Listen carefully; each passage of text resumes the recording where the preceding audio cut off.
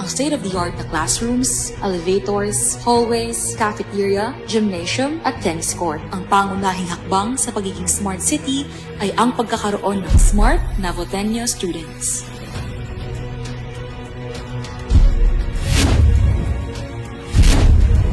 Tuloy-tuloy rin ang improvement sa mga elementary at high school ng Navotas. Mula Wawa Elementary School, Kaunlaran High School,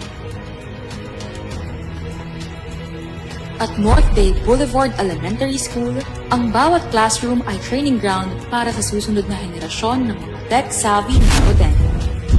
Bukod sa edukasyon, pinagtuunan din ng pansin ang renovation ng Tanzawan Health Center at NDBS Dagat-Dagatan Health Center. Kaakibat ng ating mga bagong health center ang programang yakap ni Pangulong BBM sa ilalim ng PhilHealth. Handog nito ang libreng check-ups, lab tests, cancer screening tests, at 20,000 pesos worth of essential medicines kada taon. Mas madali na rin ang pagproseso ng business permit application at renewal para sa Navotenyo business owners. Binigyan din natin ng bagong kanlungan ang mga inabandonang lolo't lola, street kids, at kababaihan sa ating bahay kalinga para sa mga sektor na nangangailangan ng higit na atensyon at pagmamahal. Pinagmamalaki rin natin ng Green Zone Park R10 na nagsisilbing pasyalan at espasyo para sa mga outdoor activities tulad ng jogging at zumba. At syempre, bilang fishing capital of the Philippines, modernized na ang ating Navotas Fishport upang mas maging efficient ang hanap buhay ng mga isdang Navotenyo.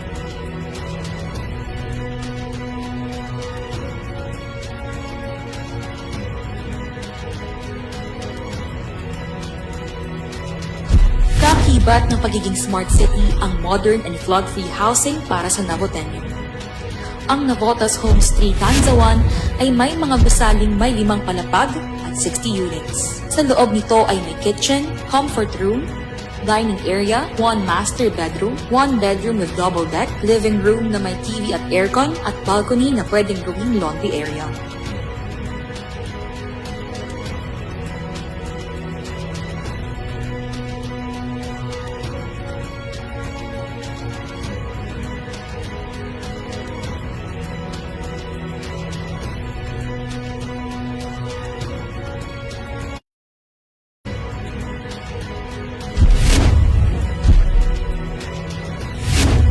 Upang makainganyo ng mga turista at maging handa sa pag-oorganisa ng mga events, nandito na rin ang Navotas Convention Center na may libo-libong seating capacity, multi-purpose hall, at gymnasium.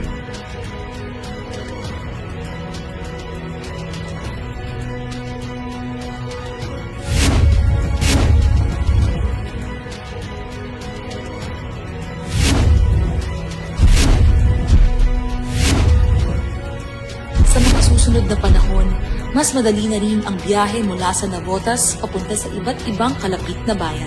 Dahil sa Shore Protection Dike Project, hindi lang tayo makapagbibigay ng dagdag na proteksyon laban sa pagbaha at storm surge. Makakatulong din ito para mas mapuluwag ang transportasyon ng mga Navotenyo. Ang Shore Protection Dike ay importanteng bahagi ng ating vision para sa coastal development. Nasimula na ang project na ito na magmumula sa Centennial Park at magdudugtong sa R10 at New Manila International Airport. Kapag natapos ang proyektong ito, ang Navotas ay magiging bagong gateway ng Metro Manila sa mga pasahero, lokal man o dayuhan na dadaan sa bagong airport.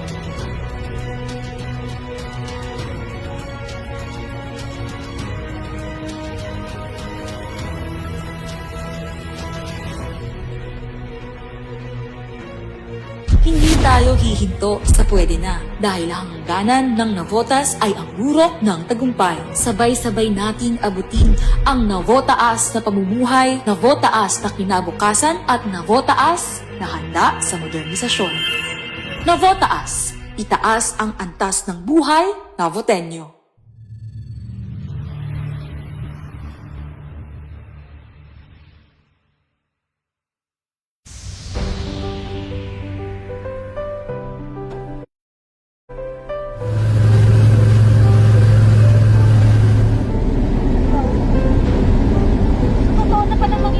Dahil nahukay na siya, nakakapasok na yung barge. Oo nga. So, tuloy-tuloy rin yung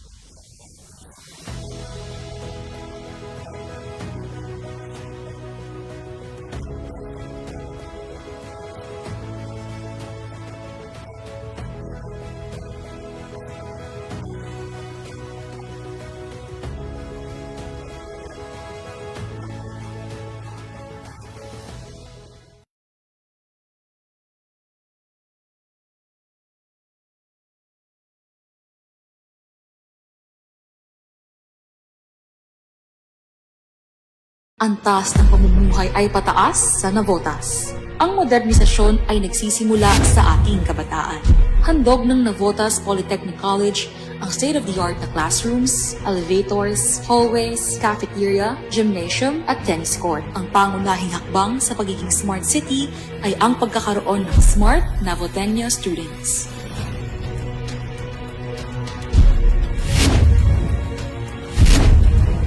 Tuloy-tuloy rin ang improvement sa mga elementary at high school ng Navotas.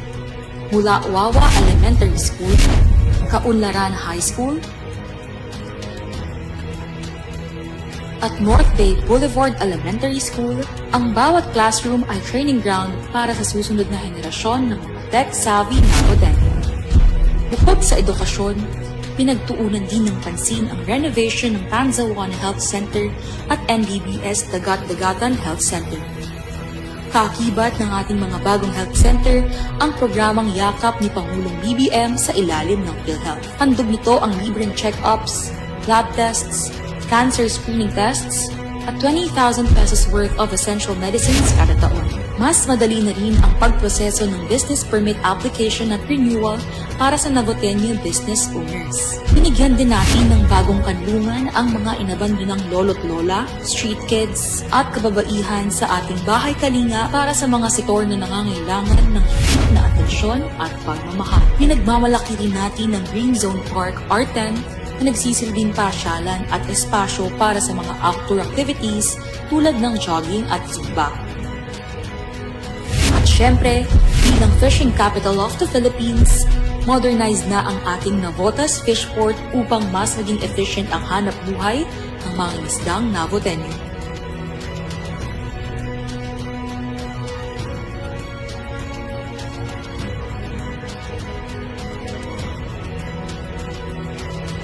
Kakibat ng pagiging smart city ang modern and flood-free housing para sa Navotenyo.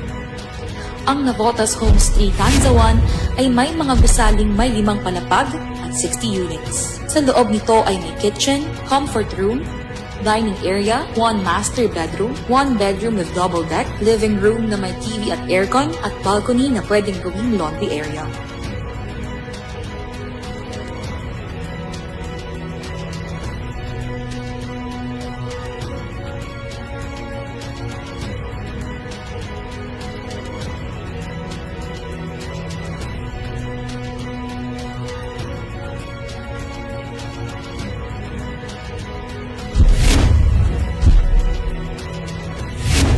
Upang makaengganyo ng mga turista at maging handa sa pag-oorganisa ng mga events, nandito na rin ang Navotas Convention Center na may libo-libong seating capacity, multi-purpose hall, at gymnasium.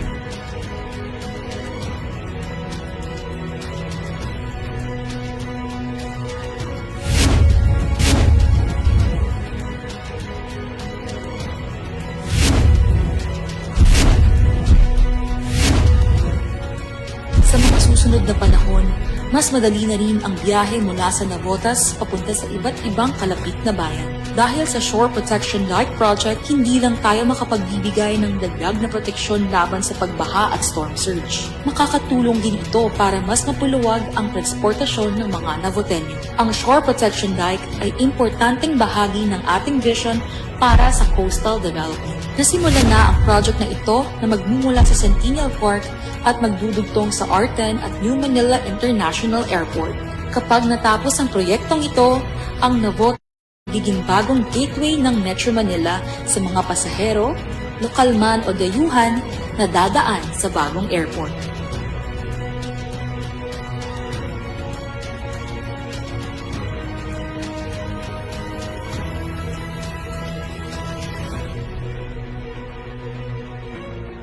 Hindi tayo hihinto sa pwede na dahil ang hangganan ng Navotas ay ang burok ng tagumpay. Sabay-sabay nating abutin ang Navotaas na pamumuhay, Navotaas na kinabukasan at Navotaas na handa sa modernisasyon. Navotaas, itaas ang antas ng buhay, Navotenyo.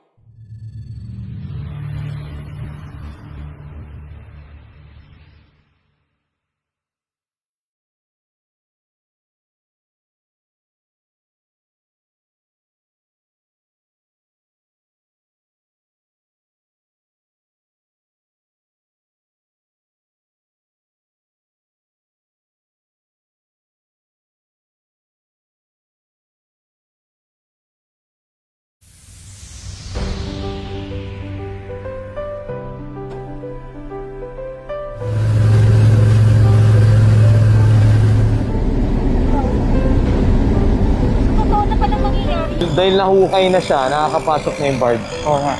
So tuloy-tuloy rin yung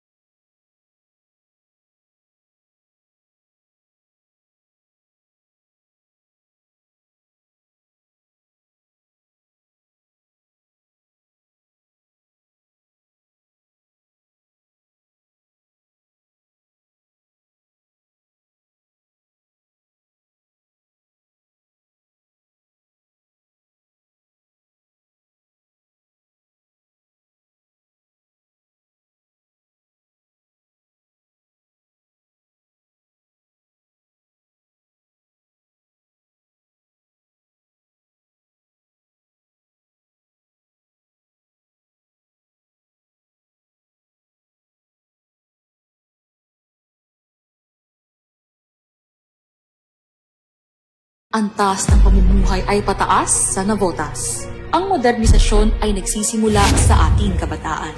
Handog ng Navotas Polytechnic College ang state-of-the-art na classrooms, elevators, hallways, cafeteria, gymnasium at tennis court. Ang pangunahing hakbang sa pagiging smart city ay ang pagkakaroon ng smart Navotenyo students.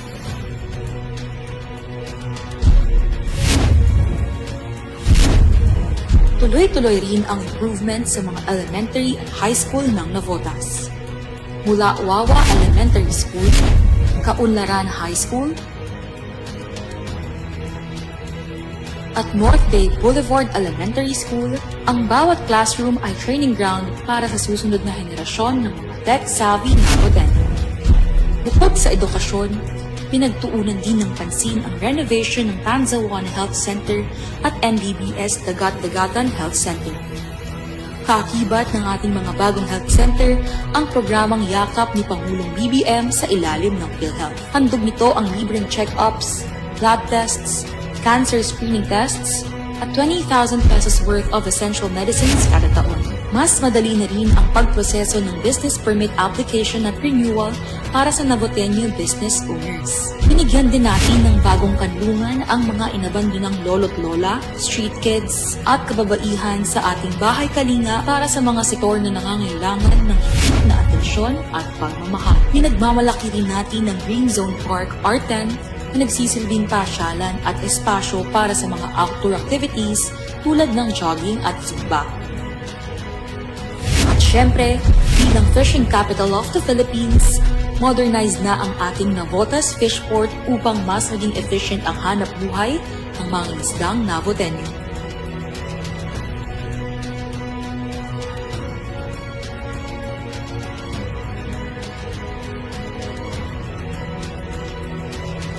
Kaakibat ng pagiging smart city ang modern and flood-free housing para sa Navotenyo.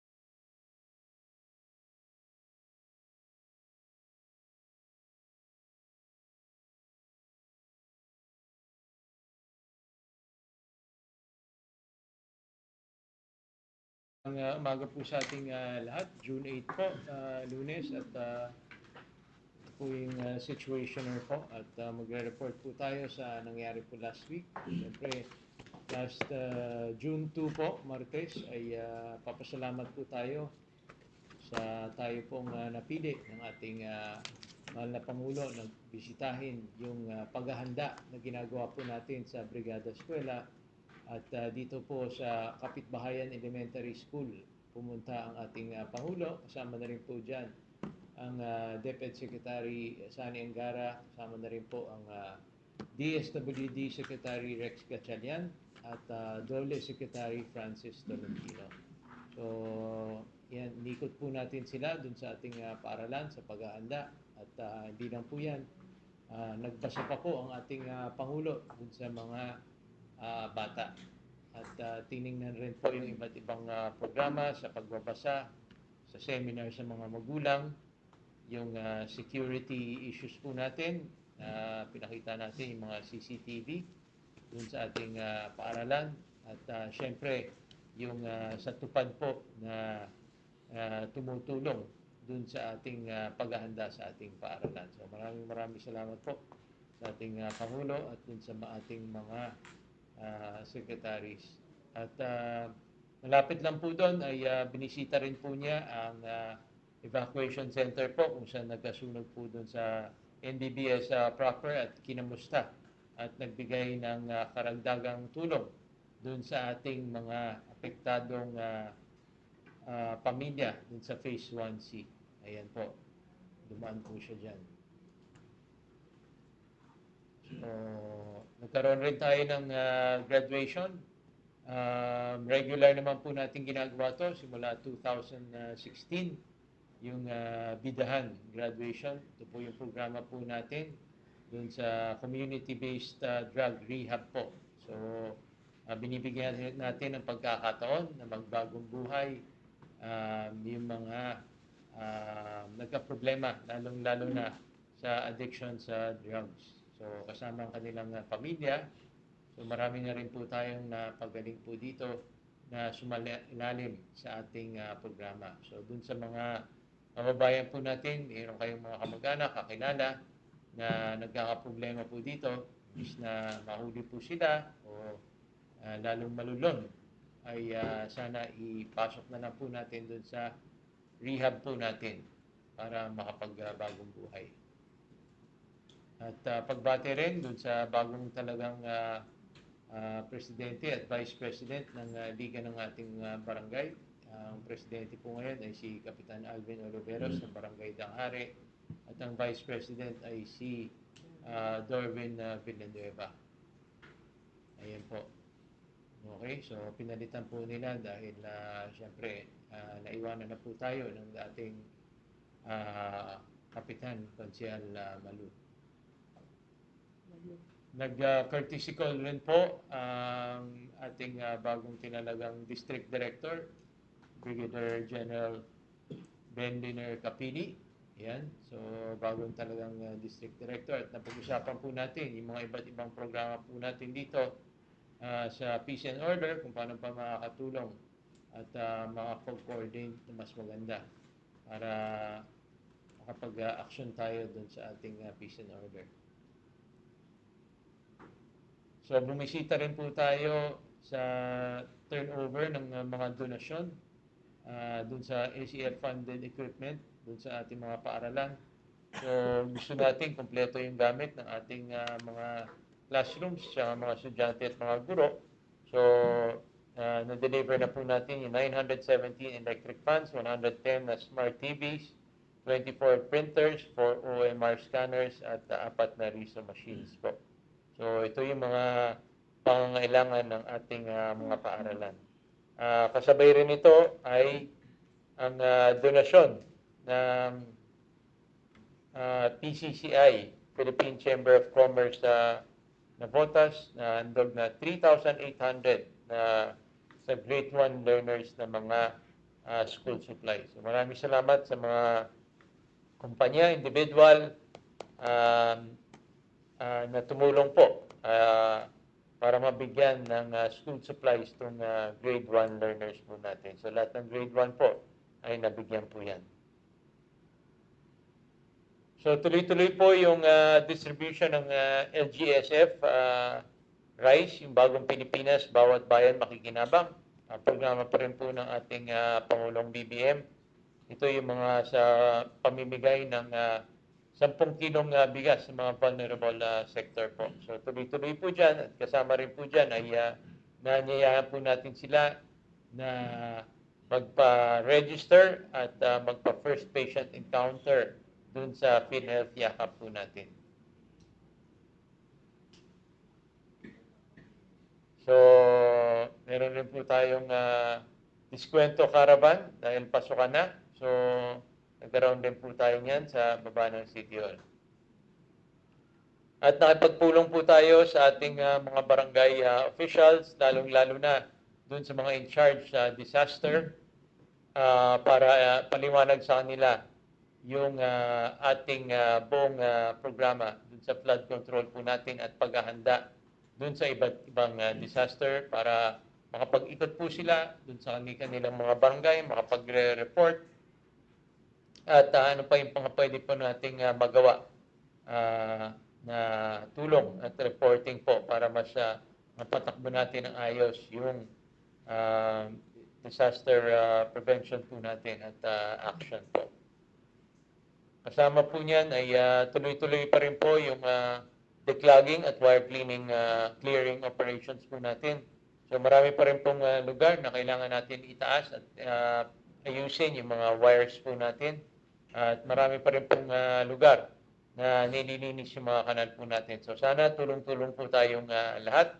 Magbayanihan po tayo. Makita naman po natin yung mga nagtutupad, yung street sweepers po natin, yung engineering po natin, linis kanal, pati yung MMDA at iba't ibang mga kasama po natin at patuloy naglilinis para mabilis po yung daloy ng tubig pag mulan po. At yun nga, sana report nyo rin po kung medyo barado yung mga kanal po natin at yung mga ibang kailangan pang gawin.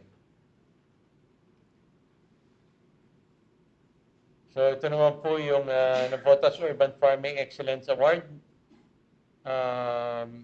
May requirement po dyan. Ito'y pa-contest po. Ayan. So merong 40,000 dun sa Best in Urban Farming at saka mga special awards po. So tingnan na lang po natin yung mga requirement. Siyempre, in-encourage po natin lahat na magtanim. Okay, urban gardening.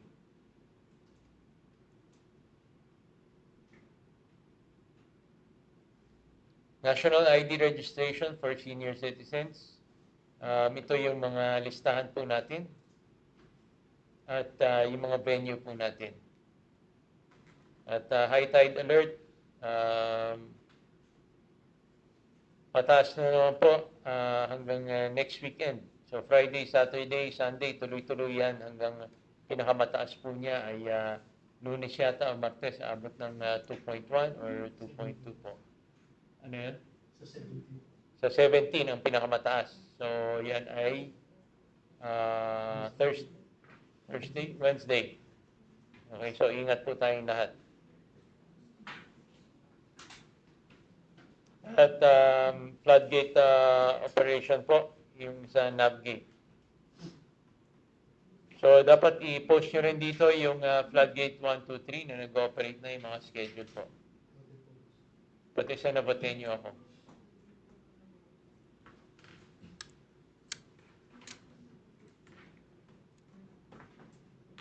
So, punta na po tayo sa mga katanungan po natin.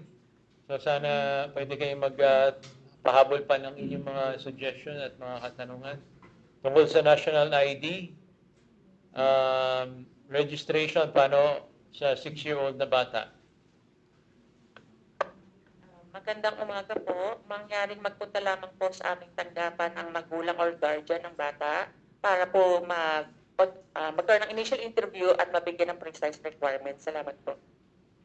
Pagbabago ang maling spelling at birth date sa national ID.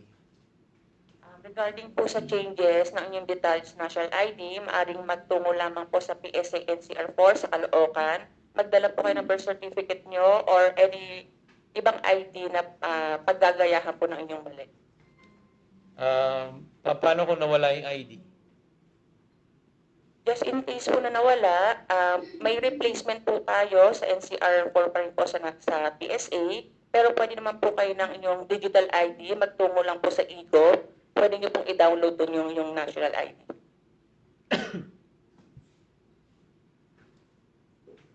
Pwede bang magparehistro bilang botante at kumuha ng voter certificate o voters stub or ID? So tapos na po yung public registration. Antabayanan na lang po natin yung susunod na announcement po. So it's up.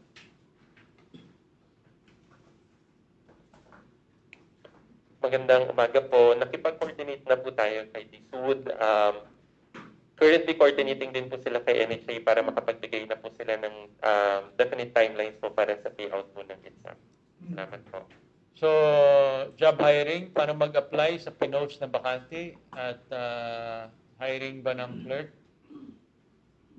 Yes po, good morning po, boss. Lahat po nung opening po natin, nakapost po sa Naboter nyo ako, and yung application process po natin ay pwede po mag-send through email po ng PTS and application letter po nila. Thank you po. Medical assistance, ano yung kailangan ni pambili ng gamot? So, una muna, meron po tayong yakap na programa po. So, halos 70 plus na medicines po, libre po doon. Kailangan nyo lang magpa-register, first patient encounter, pakonsulta po kayo. At halos lahat naman po ng gamot ay kasama po doon. Okay, so dun sa naman sa mga iba, ang requirements po niyan, syempre kailangan magpa-check up pa rin po kayo sa health centers po natin para talagang ma-certify na kailangan nyo yung gamot po na yan. So,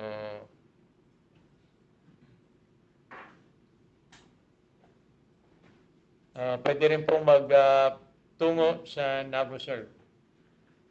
Paano po mag-apply sa solo parent? Punta lang po sa DSWD office po. Ano pong requirements application ng solo parent? Iba-iba po kasi ang set of requirements per category. Meron po kasi tayo 13 categories para sa solo parents. Mangyari po na magpunta na lang po sa opisina ng CSWDO para kayo po ay ma-initial assessment ng ating worker at maibigay po sa inyo yung tamang set of requirements. Okay, paano magpa-register ng QR code? Morning po. Maaari pong magsadya po sa pinakamalapit pong barangay or sa ICTO po sa ground floor po ng City Hall. Dali lang po ng valid ID. Thank you po. Hindi makapag-register na registro online. Maaari pong magsadya po sa ICTO para po ma-assist po natin. Thank you po. Paano i-update yung QR information? Kung ito po ay approved na, maaari pong mag-sadya po ulit po sa ICTO para ma-validate po natin kung yung po yung tao na nag-a-apply po ay ma-assist po natin kung ano po yung mga kailangan po niya. Thank you po. Paano ulit gumawa ng account kung nawala na yung na-registro? So, hindi nyo kailangan magbago. Punta lang po doon sa opisina para makuha po ninyo yung QR code po ninyo or i-update po. Mas magugulo po tayo kung parating nagbabago po. Makikita naman po sa record po yan kung meron po kayong registration. Sana may free anti-rabies sa pet vaccine. Po, sa ngayon po, wala pa po tayong supply ng free na anti-rabies. Naubos po yung last na binigay po ng DOH sa atin noong first week of May. And currently po, nasa process of procurement po kami from the trust fund. Saan po may libreng vaccine for dogs? Good morning po. Nandiyan, meron po tayong libreng active rabies vaccine. Punta lang po sila sa ating sa veterinary office po natin. Dito po sa may bagong bayan. Pwede bang makuha yung hindi na-claim na salamin ng estudyante na sumailalim sa yakap? Last August, June 4 po, na ibaba na po sa SBO yung mga natitira pong unpaid na salamin at ito po ay ibababa ng SBO sa kanya-kanya pong school. May libreng registration po ba sa Navotas? Ano pong requirements? Yes po, may ordinansa po tayo para sa libreng pre-late registration. Mangyaring magpunta lamang po sa aming tanggapan, LCR office, para po ma-assess po kayo. Kailan po sa sahod yung tupad?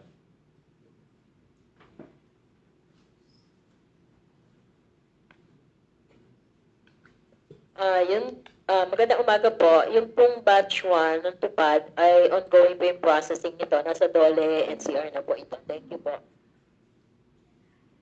Social pension, kailan po ang payout ng senior sa Tansa 1 at kailan ng senior pension sa Tamus North? Okay, good morning ho. May set na schedule, tentative ay June 22, para po sa buong Navotas po yun.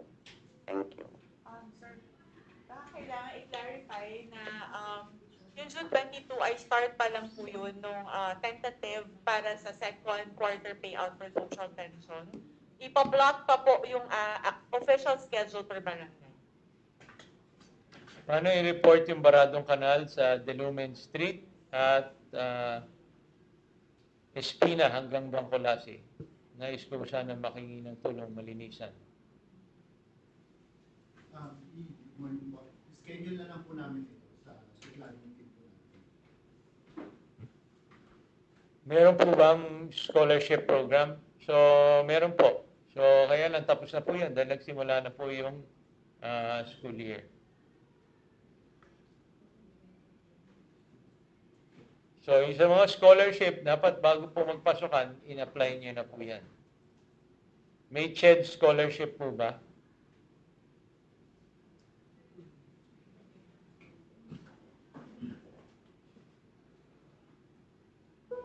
Sa ngayon po, kaka-open lang po natin ang slot last February and March po. Abangan na lang po sa Facebook page ni Coco kailan po ulit kami mag-open. So, sana mangingisda naman. Ano po yung mangingisda naman?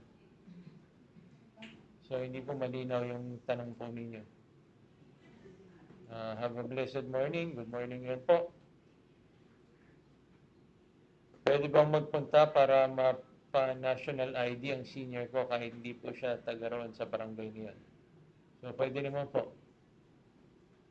Yes po, makipag-coordinate muna po kayo sa inyong senior president para po maipalista po kayo.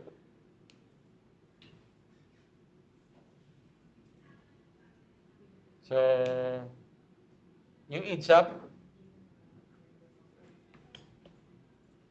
Good morning po ulit. Regarding po sa IDSAP, nakausap na po natin ang DSUD regarding po dito. Makikipag-coordinate po sila dahil nag-transition po yung management ng program to NHA. Makikipag-coordinate po sila kay NHA to determine po boss yung definite timeline po na tinitignan para po sa payout. sana maayos yung kuryente sa school ng Wawa. So, ano yung problema doon sa kuryente?